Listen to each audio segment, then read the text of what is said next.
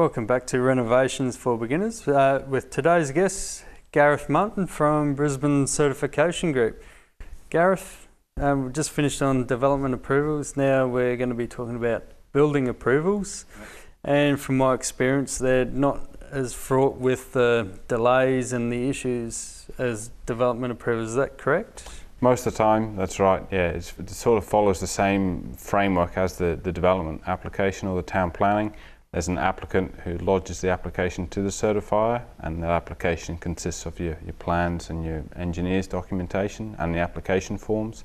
And then same sort of process, the certifier's got 20 business days to complete their assessment and either give you the approval or request an extension to that assessment period or issue the information request that we talked about earlier in the show. Is there any, just briefly, is there any information that people don't submit with, other than the plans and the engineer's drawings? I know are pretty common, but I know there's some things like energy reports that... That's right. Sometimes people don't have the energy efficiency report or the siting variation or the relaxation, as it's commonly termed, and also the town planning approval or build over sewer or build over stormwater approvals. And it's those approvals which can delay the certifier issuing the building approval to the client or to the applicant. And that's probably something that the viewer should really be aware of, is that when the application is lodged to the certifier, it's not the certifier who's dragging their heels issuing the approval. The certifier is ready to issue the approval. It's all these other approvals that need to be obtained from council before the certifier can issue that approval for you, for the building works to start. And basically, people can go to like an organisation like Brisbane Certification and go, well, you know, these are our plans.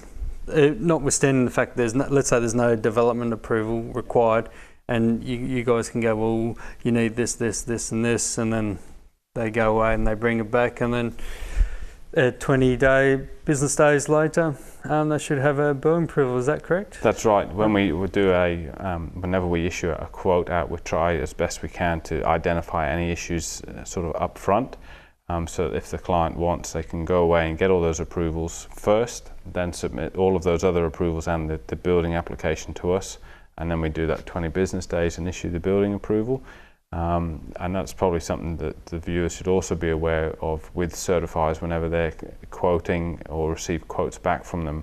There's quite a few companies out there who will just quote on the building certification only. They won't advise you all these other approvals up front and the fees. But Brisbane Certification Group, that's what we can do. We'll advise you what those fees are, and we can lodge those applications for you. So it's sort of like a one-stop shop thing. Once it's in with us, you should be fairly okay. Now, once you get the building approval, that's not the end of it. During the building process, from my experience, I've got to hold Form 15s, and not so much Form 15s, but Form 15s or 16, I forget which ones they are, for like things like waterproofing, termite barriers and all that.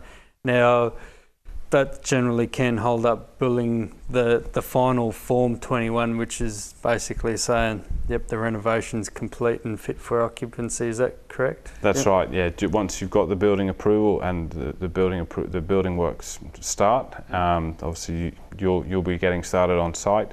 And during the various stages of the building work, there's certain inspections that either the engineer or the certifier has to complete. And again, that's up to the builder to organise those and hold on to those inspection certificates. And anything else that needs the Form 15 or the Form 16, the builder will hold on to those. And then at the end of the building works, the certifier does the final inspection, and providing that all the certificates are satisfactory and the building works match what's on the plans, then yes, the Form 21 final certificate is issued, and that's it. That's it. All over. And basically the renovation's legal and, as we term in the industry, fit for occupancy. Is that correct? That's right, yeah. And I think the main thing that people need to watch out for is the Form 21 is what council keep on their records. Yep. So if you go to sell the property and any potential buyers, their solicitors will be doing that search with council, and that's what they're looking for, is that Form 21 certificate. Now, a lot of information on today's episode. So basically, if you have any questions out there, I can pass them on to Gareth or Brisbane Certification Group, and our email address is renovationsforbeginners@gmail.com.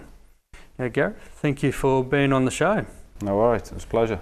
Thank you. Now, on next week's episode, we're going to go on to after you've got your building approval and development approval, going on to getting more design done on your renovations and also tendering to builders. So up until next episode, dream it, plan it, build it.